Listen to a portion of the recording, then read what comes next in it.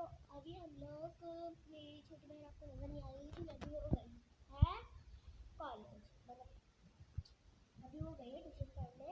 तो अभी आने वाली हो चुके हैं 5 साढ़े 5 बजे आए। कौन है? आती हूँ।